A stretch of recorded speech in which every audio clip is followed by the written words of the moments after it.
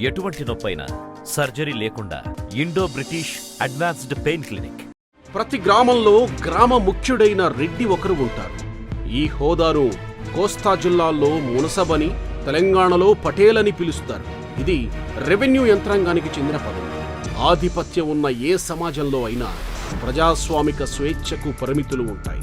అయితే ఆధిపత్యం హింసాత్మక ముఠా చేతుల్లోకి వెళితే ప్రజాస్వామ్యం కనుమరుగవుతుంది. ప్రజల ఆకాంక్షలు, అభివృద్ధి, హక్కులు మూగబోవాల్సిందే. ఫ్యాక్షన్ ముఠా నాయకులు ఎన్నికల్లో ప్రత్యర్థిని ప్రచారం చేయనివ్వరు. పోలింగ్ ఏజెంట్లను కూర్చొనివ్వరు. ప్రత్యర్థి ఓటర్లను బూతు దగ్గరకు రానివ్వరు.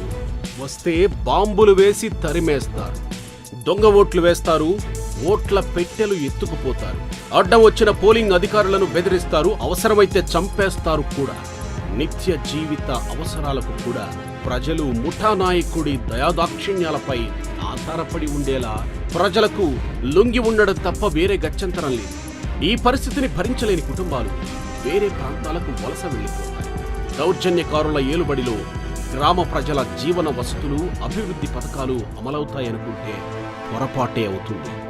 మీ ప్రాంతం ఎందుకు అభివృద్ధి కాలేదు అంటే మీ నాయకులు అసమర్థులు, చేతగాని వారు ఎంత మాత్రం కాదు. తమకు కావలసింది సాధించుకోవడంలో ఎన్నో కుట్రలు చేయడానికైనా వెనకాడరు. దానికోసం ఎన్ని హత్యలైనా చేయగలరు.